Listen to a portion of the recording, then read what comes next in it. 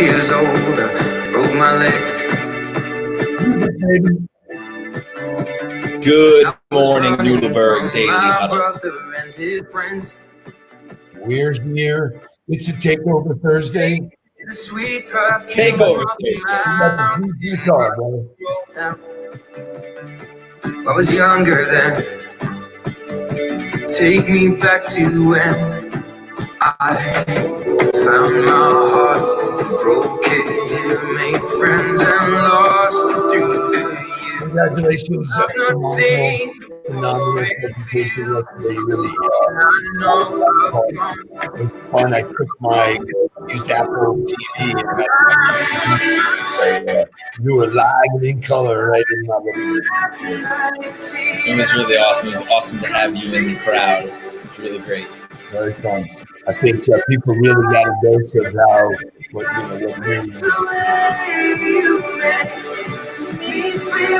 So for those of you who don't know who this is Ed Sheeran, and I felt it was my obligation to bring some of the music to the current state of affairs. We've been really hitting the classics and staying way back, but big fan of Ed Sheeran, and this is an unbelievable song, and it's going to feed into the topic of the day, which is storytelling. This is a great story about him talking about where he comes from and going back home.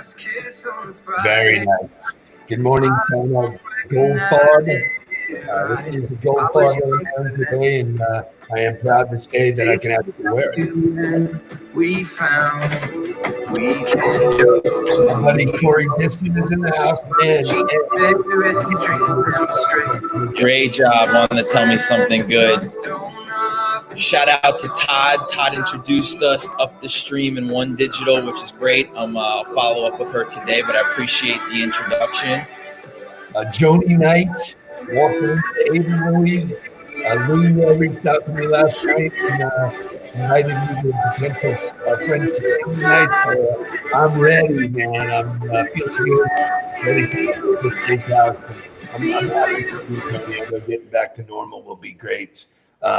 Good stuff. Marcus Ogden joining us this morning. Dude, your videos are great, inspiring, and really awesome, man. Welcome this morning. Lots of new folks, man. I love it. Marcus, I don't know if you know this, but you and I are actually connected through Athlete Foundry, which Casey, obviously has been reaching out to people to help him with his initiative and that. So I'm glad to see that you're involved with that.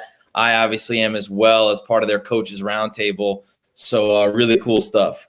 Very, very cool. So let's kind of jump in this. Oh my God, Ileana Moya, man, one of my, that's a real blast from the past. Great to see you, Ileana. Andrea, thank you for that great recommendation. Let's jump into some good stuff today. I have a sort of a fun fact for Thursday. We were talking about Columbus, Ohio as being, one of the top 10 places that millennials are using. Well, people who live there and grew up there do not want the name Columbus because of what it stands for. And so they are petitioning by the thousands to rename it Flavortown, which is Guy Fieri is from there and all the work that he does in that town. I would vote for him. I just recently started watching his show where they go through the grocery store and they get to pick out 10 items. I got to tell you, man, it is so much fun, man. It's so funny that you bring that show up because I had never seen that show before. And then I had Kai over at my mom's house, last week or 2 weeks ago. And she had it on and I was watching. I was like, wow, this is almost like, you remember the show Supermarket Sweeps or whatever it was, where they used to run through the store racing to get all the items and get underneath the price? It reminded me just of that. So some more fun facts for the day. Today it's a big music day. Big. Today is National Beatles Day. Global Beatles Day. So if you haven't listened to a Beatles song or a Beatles album in a while, definitely do that today. Today in 1984, Prince released Purple Rain, which, sidebar to that, if you guys don't know who Sebastian Maniscalco is, very funny comedian, and he does a great skit about being obsessed with Prince, dearly beloved. It's fun stuff. And today would have been George Michael's birthday had he still been with us. So major music day for us. I have one more Beatles comment. First of all, Andrea Garcia posted a great post about it. I answered her post, with the fact, she asked what's your favorite Beatles song.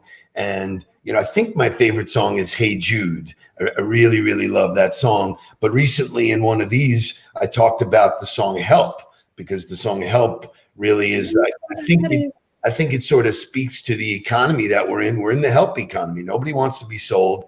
Everybody can use a helping hand. Get out there, help people, do all that. But I pulled a quote from Lennon and McCartney that I think is appropriate for us to know, hear, listen. And in the end, the love you take is equal to the love you make, man. And those guys did make some beautiful music. So good shit. I get all chilly with that one. So the final tidbit for the music of the day is, I got this from the Skim this morning. If you're missing live music, you can actually pay $40 to reserve a spot for a one-on-one opera performance on the phone. Now, I don't have any interest in ever going to the opera, or, really that's not something that's in my lane. But interesting enough, if you wanted to, for $40, you can get it over the phone. So big music day. Everybody's figuring out a new way to make money, man. That's where I'll be. Oh, speaking of, actually, there's one more thing.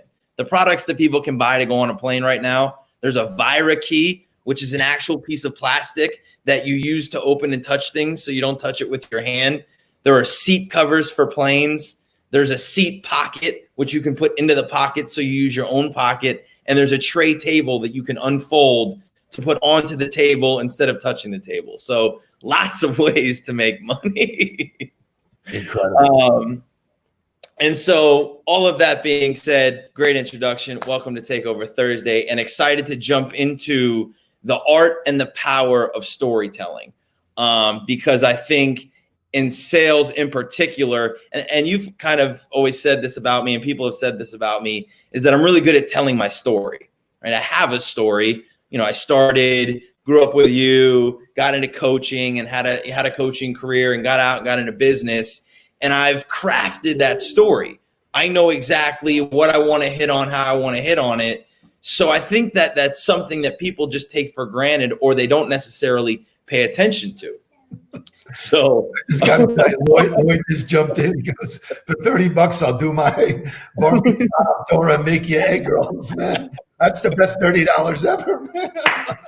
Love it, man. I love it. So to give you a little background on storytelling, right? We literally have been telling stories since 15,000 BC, because that was the only way that information would get passed for generation to generation, was through word of mouth. And so to give you some context of where the written word actually comes from, the first written stories date back to Egyptian and Sumerian texts that go back to 2600 BC. So obviously the Bible and the Bhagavad Gita and all of the religious texts that go back, but unbelievable how far back in time, talking about over 4,000 years, 5,000 years for written words of storytelling. So fast forward to today, where social media has revolutionized how we, number one, consume stories. I mean, I get most of my news through Twitter, LinkedIn, and Facebook and Instagram. Like, that's my 4 sources of where I'm getting current events. And everybody's telling their story through that, right? I mean, that was a big thing for a long time. People were talking about social media as a negative because it created this facade of who you were and what you were. Well, people were telling their story, right? They were able to craft it, show what they wanted, how they wanted to do it. So why is it important to tell your story? Because in today's world, or how to tell a story, in today's world, we tell stories to describe how things work, right? How to help make decisions, and how to define ourselves. Those are the 3 major places that storytelling's happening. You've been telling your story for, 20 years now. I mean, how long have you been telling your story to people as a way of creating, business and evolving? Well, I'll spin that the other way. The way I break into conversations with people has always been, what's your story? That tell me something good came from when I would ask somebody their story, they give me this shitstorm, and I'm like, whoa. I'm not interested. Give me something good. What's going on in your life that's good? People were pre-programmed. But fundamentally, if you ask somebody what's their story, everybody has a story. You don't have to pull, you don't have to make it up. You have a story, whatever it is, where you were born, what journey you were on, all of the things that happen in your life are part of your story, your movie, your biography. So, that's I love that. And I grew up in a culture of storytelling. Like, I remember going to grandma and grandpa's house in Boca and sitting around the table at holidays, and everybody was telling a story, right? And everybody had the cadence of how to tell a story. So I got it through osmosis. But we talk about virtual coffees all the time. The easiest way to start the virtual coffee is to say, what's your story? Right? It's pretty simple. Everybody loves a good story. So, and most people, not all people, but most people make rational decisions. And when I say make rational decisions, their decision-making lines up with the story they're telling themselves internally. I know my buying behavior. I buy things, I go places. Everything I do is aligned with the story I tell myself internally and what I believe about myself. So to me, if you want to figure out how somebody buys, figure out their story, because you're going to figure out who they are and how they make their decisions. So go. Yes. You want to share? Yeah, I love that you're on this track, because when you relate it to the world that we live in, and as a sales professional, and I love LLJ Cool calls it story selling, which is really great. My whole career, when somebody would say something to me about the situation that they're in, the problem, my solution was not to say, hey, I can fix that. I would always relate it to somebody I had already dealt with. And I said, oh, you know what? That reminds me, I had a really similar situation. My son did this, my dad did. And you're telling a story, leading them down a path that is very valid. Making a guest appearance this morning, Kai. He could do whatever he wants to do. Okay. Just go there, man. So the whole idea that you become relatable through real stories, that, this is where it goes wrong though, when people try and bullshit a story. They make something up. It's not genuine and it's not authentic. And people have bullshit radar that goes, whoa. Don't pump me full of that. Give real stories, good or bad, So and I'm a facts guy, right? Like, I talked about this yesterday in my presentation to the Florida Media Association. I believe in stats. Every decision I made as a coach was based off of percentages. And so there's actual facts, scientific facts to back this up. Yuri Hassan, who's a professor of psychology at Princeton, talks about this in his TED Talk, okay? And he's telling a story about a woman who told a story to a group of volunteers. And what he says is, when the woman spoke English, the volunteers understood her story and their brains synchronized. When she had activity in her insula and emotional brain region, the listeners did too. When her frontal cortex lit up, so did theirs. By simply telling a story, the woman could plant ideas, thoughts, and emotions into the listener's brain. Wow, so spot on. Woo. So bang, right? As you're in a virtual coffee setting and you ask somebody's story and you're learning about them and you're connecting the dots with who they are and what they do, and then naturally they come back to you and say, oh, well, what's your story? Well, now you have the ability to align with them, to synchronize your brains to make an actual connection. So the necessity to understand the art of storytelling and how to craft and tell your story. And I kind of broke it in to things that we need to focus on into 4 things. But I think the first thing is you have to know the audience, because you have to make sure that the story you're going to tell relates to that audience. You can't just go off on a tangent about something that you think is relevant, because if they don't connect to the story, then you can't actually feel the story. Yeah, I mean, I love the fact that, being, really, really good in sales is really like being a detective. You got to find stuff out. And when you break down people's barriers. You do that with the right questions. That question opens up to, and so we did a role play years ago with Bank United. I still talk about this story. It's in the book, but when I said to Darlene, hey, tell me your story or tell me something good. She was like all about her son. And, Right. that has been a common theme. Her son was finishing his second year at MIT. He's since gone on, got his graduate degree at Stanford. He's good. This is a brilliant guy that she's super proud of.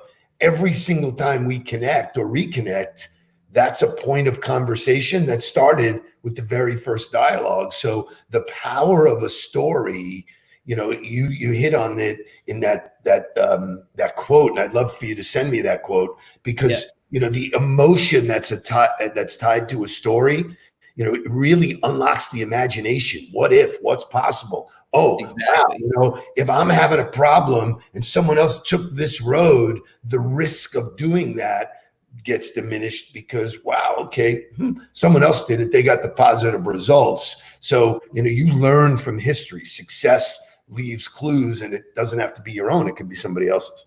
So when you're using your story and you're making sure, number one, that it relates to the audience so that they can connect with it, the next thing you got to do is you got to realize that you're the writer, the editor, and the lead of the story, meaning you control the way it's perceived and the way it's played. So you have to know what details, what major points need to be hit. You need to guide the listener through the story in order to draw the connection for them. And you have to be in the story, not the story. I can't stand when you get into a conversation with somebody and they're telling you a story and it's completely wrapped around themselves and there's really no value to be had. They're just self-promoting themselves to you, right? There's got to be value mixed in there. Yes, you're in it, but you're not the story. There's a point to it that somebody else can grab the value from, and it's got to be the Cliff Notes version, right? You can't tell the 3-part Godfather series. Right. How many times have you been sitting there looking at your watch being like, oh my God, like this was a 30-minute virtual coffee and we spent 27 minutes on this person telling their story to me, right? I don't even have time to tell my own. So here's a really interesting byproduct of this, and this is really just sparking stuff. A lot of the major things I've learned in my life come from asking the question from somebody else, what's your story? They tell me the path that they were on, who they are, what they are, and I would go, you know what? Fantastic. I have a need to learn. Can you, Warren Stuhl's the best at it, teach me everything you know about that industry. Well, you wouldn't know unless someone told you. I grew up in it. My family's in it. I know it like the back of my hand. So, that's an opportunity to learn and receive value. It's not always about, giving value. And I think that's where the give and take of that dance, and that's why role playing is so important, is pump the brakes on you giving value. Just sit there and listen and digest. It may not be your turn. Even if they say, what's your story? It's not your turn to sell. It's just your turn to share, It's your turn to connect. I think that's the whole point, is that when you're getting somebody's story, you need to be receiving all that information. How can I learn? What am I getting here? And then draw the connections to the things you're learning about that person, to how they connect with you. Because in that virtual coffee, that's the time to build the foundation for the relationship. And the only way you build the foundation in the relationship is by drawing comparisons to shared stories and to shared events, the tribalism that we've talked about before. It's interesting because, most people do not have the opportunity to be heard. And if you're the audience for them to be heard, they will always want you around. It's all about how you make people feel. Todd nails it. Decisions are based on 85% emotion, 15% facts, which goes back to when I do my keynote speeches, I start out and I go, listen, when was the last time you bought anything from somebody you didn't like? And by the way, you don't have to think long. That answer is never. That just doesn't happen. So you make that decision based on how somebody makes you feel. If you make them feel good, that opens the door to all the possibilities. So I love that. So I think it's great. I think, so understanding, you got to make your story relate to the audience. You got to know you're the writer, editor, and lead, because you have to make it make sense, right? You got to be in the story, not the story. And the Cliff Notes version, focus on the intro, the conflict, the resolution, and the value. Get to the points quick, move through, draw the connections so that you can synchronize brains. This is a scientific thing, so that you can synchronize brains with the prospect to build the foundation of a relationship so that you can have success more often than not. But by the way, what you did in the presentation yesterday with tribalism, that was really, really awesome. I mean, that I had not heard that in in any other presentation, and I thought that was really spot on. And I really liked the way the audience understood that. They could really take that away. So, we're blessed because we live in a family of storytellers. I mean, dinner time for us, as entrepreneurs, growing up in an entrepreneurial family, there was all kinds of yelling and screaming and loud and fun and laughing and crying. And, there was so much emotion to it. And, that really, I think, has left a real value prop for us, is that, that's really why the essence of breaking bread with somebody, go back to the Bible, when you break bread, you are, so really, really awesome stuff. We went over time again. Our hard stop rule is complete. All right, we're at 8:20. We're right at it. So anyway, really nice job today. Takeover Thursday was fantastic. I will take the lead from your conversation, and I will break down WOM tomorrow. I'm not telling you what it is. You think about what that is. And my opener will be all of the acronyms that you think you know that you don't know. And then I'll break down WOM. And just as food for thought, everybody talks about Wednesday being hump day. If TGIS, if the grind includes Saturday and Sunday, today is technically hump day. So push over the hill, go finish strong. Let's get after it. Stay on the ball, baby. You're a rock star, dude, man. Very, very proud of you. Great stuff today. Everybody go out and make something real happen, or even better, listen to the Beatles. Go out and help somebody. Boom.